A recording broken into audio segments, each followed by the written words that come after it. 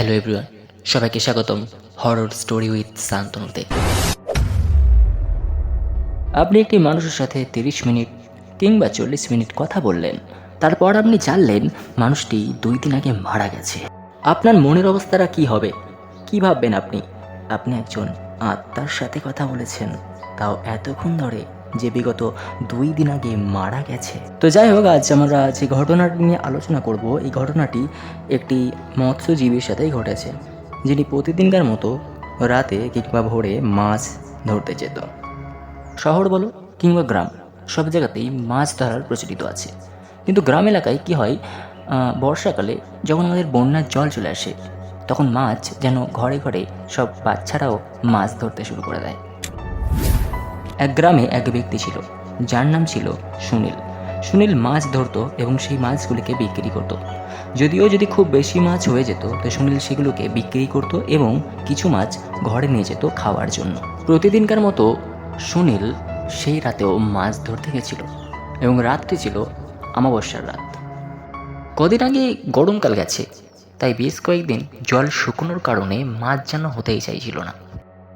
দিনটি ছিল অমাবস্যার রাত এবং সেই দিন বন্যার জল সব পুকুর, সব নদী একদম পুরো থই থই করছে। সুনীল খুবই খুশি হয়ে গেল, কারণ এতদিন জল শুকনোর কারণে সে মাছ ধরতেই পারেনি।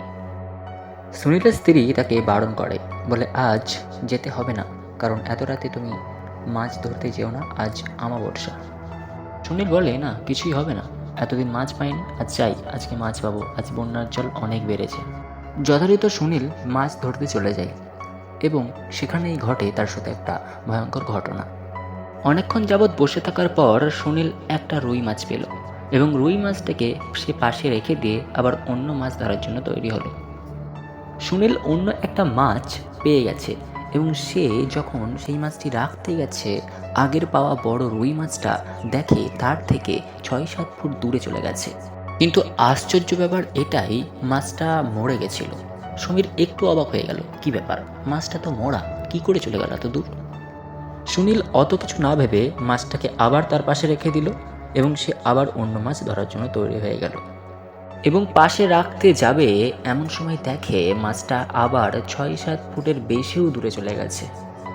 সমীর খুবই অবাক হয়ে যাচ্ছে এবং একটু ভয়ও পাচ্ছে, কি হচ্ছে এটা তার সাথে।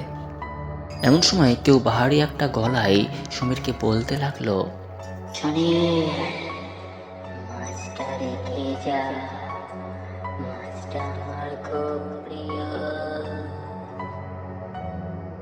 সুনীল তাড়াহুড়ো করে সেই বড় মাছটিকে এবং তার যতগুলি মাছ হয়েছিল সে কাঁপা কাঁপা হাতে মাছগুলো ব্যাগের মধ্যে তুলে তাড়াতাড়ি ওখান থেকে চলে এসেছিল সুনীল বাড়িতে।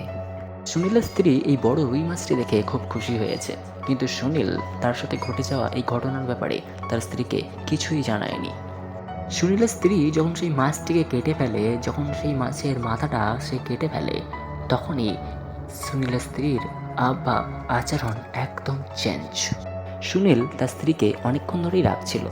অনেকক্ষণ ডাকার পর যখন তার স্ত্রী আসছিল না, তখন সুনীল রান্নাঘরের দিকে যায় এবং রান্নাঘরের কাছে গিয়ে সুনীল যে দৃশ্যটা দেখে, সেটা দেখার পর সে একদম পাথর হয়ে যায়।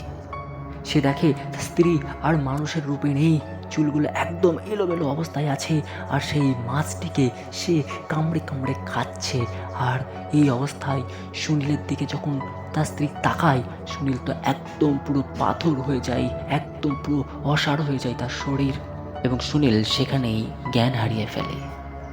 এরপরে কি হয়েছিল নেক্সট এপিসোড আমি আনবো, কিন্তু এটার উপর ভিত্তি করে যদি এটাতে ভিউজ হয়, কমেন্ট হয়, তবেই আমি নেক্সট এপিসোড আনবো। Thank you.